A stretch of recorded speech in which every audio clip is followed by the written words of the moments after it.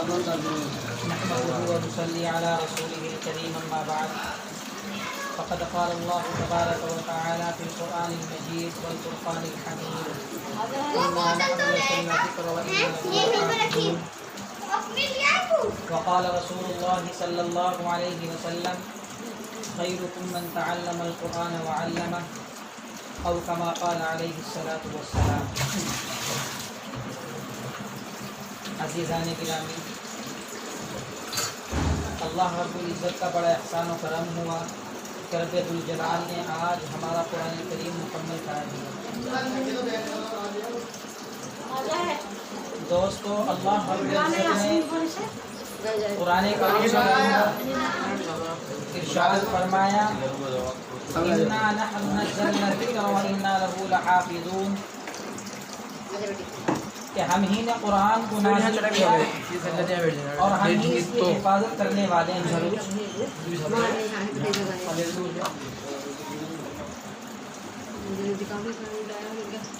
اللہ رب العزت نے قرآن کریم کے اندر ارشاد فرمایا اِنَّا نَحْنُ نَزَّلْنَا الذِّكْرَ وَإِنَّا لَهُ لَحَافِظُونَ، کہ ہم ہی نے قرآن کو نازل کیا اور ہم ہی اس کی حفاظت کرنے والے ہیں. دوستو، جب اہل مکہ نے قرآن کریم کو کلام اللہ کے خطاب سے نہیں نوازا اور معجزہ ہونے سے انکار کر دیا، اس کتاب کا انکار کیا کہ جس کے بارے میں ارشاد ربانی ہے لا ریب فیہ، اس میں کوئی شک نہیں، تو رب کائنات نے تمام فصحاء عرب اور بلغاء عرب سے تحدی اور چیلنج کیا کہ تم ایک دو نہیں بلکہ بہت سارے مل کر بھی اس قرآن کی جیسی ایک چھوٹی سی آیت بھی نہیں لا سکتے، اور اگر تم لوگ اپنے قول کے اندر صادق ہو، اپنی بات کے اندر سچے ہو، تو اس جیسی قرآن کی چھوٹی سی چھوٹی آیت لا کر پیش کر دو. تو عرب کے اندر امراء القیس جو عربی کا بہت بڑا شاعر تھا، اس نے یہ دعویٰ کیا کہ میں لا کر دکھاؤں گا، لیکن جب اس نے اِنَّا أَعْطَيْنَاكَ الْكَوْثَرَ کی صورت باب کعبہ پر لٹکی ہوئی دیکھی تو پکار اٹھا خدا کی قسم یہ کلام کسی بشر کا کلام نہیں. دوستو، قرآن کریم یہ بہت عظیم کتاب ہے. اس کو آپ ایک مثال سے سمجھیے. اگر آپ کسی شخص کے بارے میں یہ پتہ لگانا چاہے کہ یہ شخص عاصی ہے یا نیک بخت، گناہ گار ہے یا نیک بخت ہے، تو ہم اس شخص کے بارے میں اس طریقے سے پتہ لگائیں گے کہ اس شخص کے متعلقین کو دیکھو کہ اس شخص کا کس کے ساتھ اٹھنا اور بیٹھنا ہے. اگر اس کے متعلقین صحیح ہیں اور اچھے ہیں تو سمجھ لینا کہ وہ شخص بھی صحیح ہے. اسی طریقے سے ہم قرآن کو سمجھیں گے، قرآن کے تعلق کو سمجھیں گے، قرآن کے متعلقین کو سمجھیں گے کہ قرآن کے کتنے متعلقین ہیں اور قرآن کے کون کون سے متعلقین ہیں. تو میں آپ کے سامنے کچھ متعلقین کو بیان کروں گا. سب سے پہلا تعلق قرآن کریم کا رب کائنات سے ہے کہ اللہ رب العزت نے اس قرآن کریم کو اتارا تو اس کا تعلق رب کائنات سے ہوا. تو معلوم ہوا کہ اس کا تعلق جب رب کائنات سے ہے اور رب کائنات کو پوری دنیا کا رب ہے، تو معلوم ہوا کہ قرآن کریم ایک اعلیٰ کتاب ہے، ایک عظیم کتاب ہے، ایک عرفہ کتاب ہے. اسی طریقے سے ہم قرآن کریم کے دوسرے تعلق کو دیکھیں گے. قرآن کریم کا دوسرا تعلق ہے لوح محفوظ، کہ جہاں قرآن کریم کو سب سے پہلے اتارا گیا. جب قرآن کریم کو نبی کریم صلی اللہ علیہ وسلم پر اتارا گیا، اس سے پہلے اللہ رب العزت نے قرآن کریم کو لوح محفوظ کے اندر اتار دیا تھا. تو اس سے بھی معلوم ہوا کہ قرآن کریم ایک عظیم اور ایک عرفہ کتاب ہے. اسی طریقے سے ہم قرآن کریم کے تیسرے تعلق کو دیکھیں گے. قرآن کریم کا تیسرا تعلق ہے حضرت جبرائیل علیہ السلام کہ اس قرآن کریم کو کون لے کر آیا.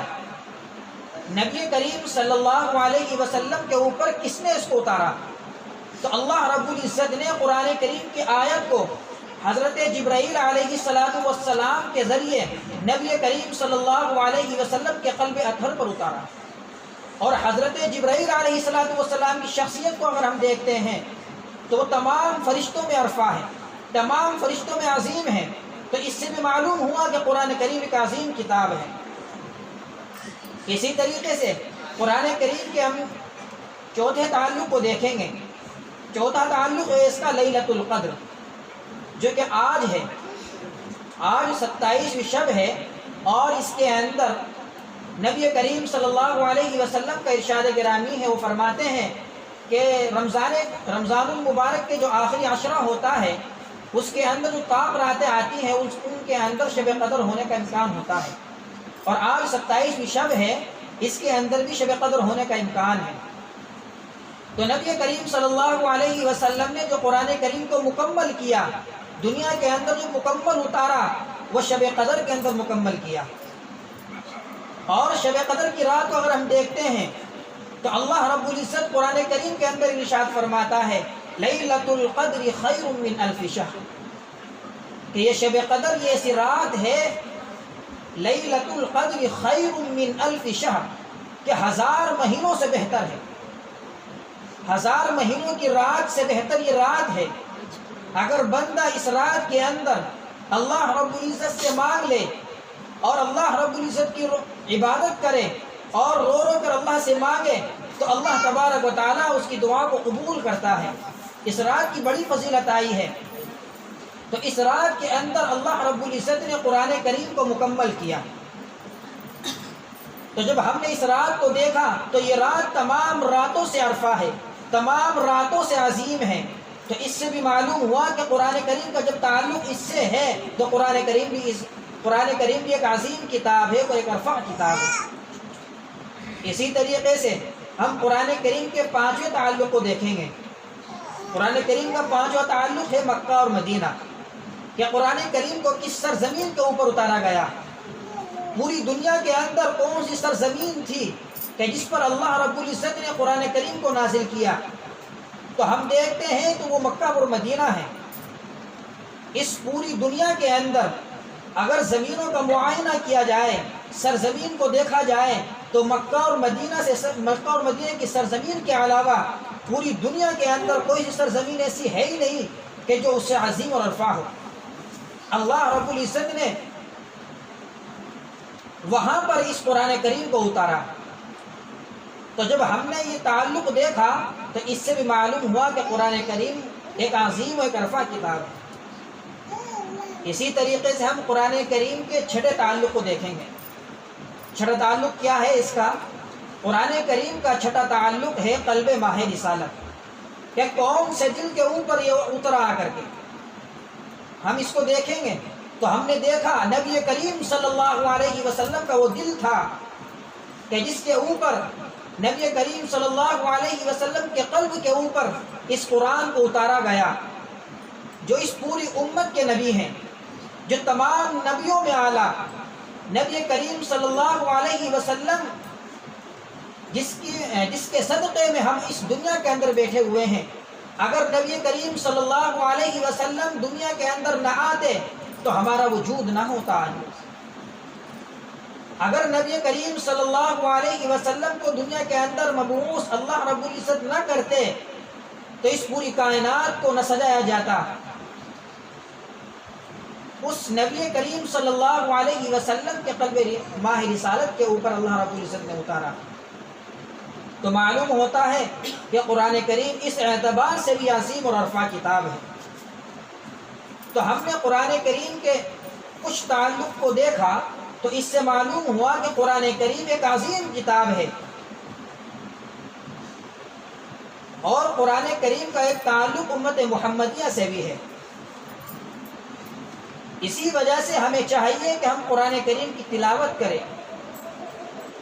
میرے دوستو، میں نے آپ کو بتایا کہ قرآن کریم کا تعلق کن کن چیزوں سے ہے، تو ہمیں معلوم ہوا کہ قرآن کریم کا تعلق جس چیز سے بھی ہے وہ چیز عظیم اور ایک عرفہ ہے۔ تو اس سے معلوم ہوا کہ قرآن کریم بھی عظیم ایک عرفہ بنا. لیکن ہم آج کے ماحول کے اندر دیکھتے ہیں کہ آج کا مسلمان قرآن کی عظمت سے ناواقف، قرآن کی رفعت سے ناواقف، قرآن کی رحمت سے ناواقف، قرآن کی فضیلت سے ناواقف، قرآن کیا چیز ہے اس سے ناواقف. آج کا مسلمان کیوں پریشان ہے؟ کیوں مسائل اور پریشانی کے اندر الجھا ہوا ہے؟ وجہ اس کی کیا ہے؟ وجہ اس کی صرف اور صرف یہی ہے کہ ہم نے قرآن کریم کو چھوڑ دیا، ہم نے قرآن کریم کی تلاوت کو چھوڑ دیا، ہم نے قرآن کریم کو جزدان کے اندر بند کر کے تاب کے اندر رکھ دیا. اسی وجہ سے آج مسلمان بہت پریشان ہیں. تو ہمیں چاہیے کہ ہم قرآن کریم کی تلاوت کریں اور مایوس نہ ہو، کیونکہ کسی شاعر نے کیا یہ خوب کہا، مسلمانوں نہ گھبراؤ خدا کی شان باقی ہے، مسلمانوں نہ گھبراؤ خدا کی شان باقی ہے، ابھی اسلام زندہ ہے ابھی قرآن باقی ہے. تو ہمیں چاہیے کہ اگر ہم قرآن کریم کی تلاوت نہیں کرتے ہیں، اگر ہم نے قرآن کو بالائے طاق رکھ دیا ہے، تو ہمیں عہد کرنا چاہیے کہ ہم آج ہی سے قرآن کریم کی تلاوت کریں گے. اگر ہم قرآن کریم کا ایک پارہ نہیں پڑھ سکتے، آدھا پارہ نہیں پڑھ سکتے، تو کم از کم ایک رکوع ہی پڑھ لیں. پورے سال ہمیں یہ قرآن کریم پڑھنا چاہیے، قرآن کریم کی تلاوت کرنی چاہیے. لیکن ہم دیکھتے ہیں مسلمانوں کو کہ قرآن کریم پورے سال کیا اس ماہ رمضان المبارک کے اندر بھی وہ قرآن کریم کی تلاوت کا معمول نہیں بناتے. بہت بڑی بدنصیبی کی بات ہے. یہ مہینہ گزرتا چلا جا رہا ہے، آج 27ویں شب ہے. ہمیں چاہیے کہ ہم اب تک کم سے کم ایک قرآن تو کم سے کم مکمل کر لیتے ہیں. اسی وجہ سے آج مسلمان سب سے پیچھے ہے. وجہ اس کی یہی ہے کہ اس نے قرآن کریم کو چھوڑا، قرآن کریم کی اہمیت کو نہیں سمجھا، قرآن کریم کی عظمت کو نہیں سمجھا، قرآن کریم ہمیں کس چیز کا سبق دے رہا ہے اس کو اس نے نہیں سمجھا. تو ہم مایوس نہ ہو. قرآن کریم کے اندر اللہ رب العزت ارشاد فرماتے ہیں، قل یا عبادی الذین اسرفوا علی انفسهم لا تقنطوا من رحمت اللہ ان اللہ یغفر الذنوب جميعا انہ هو الغفور الرحیم. فرماتے ہیں اے نبی، آپ میرے بندوں سے کہہ دیجئے، آپ اپنے امتیوں سے کہہ دیجئے کہ وہ بندے کہ جنہوں نے اپنی نفوس کے اوپر، اپنے نفسوں کے اوپر ظلم کیا ہے اور گناہ کر کے وہ اپنے اوپر ظلم کر رہے ہیں، تو وہ اللہ کی رحمت سے مایوس نہ ہو. اللہ تبارک و تعالیٰ تمام گناہوں کو معاف فرما دے. تو ہمیں چاہیے کہ ہم قرآن کریم کی تلاوت کریں، گناہوں سے بچے. جہاں تک ہو سکے ہمیں گناہوں سے بچنا چاہیے.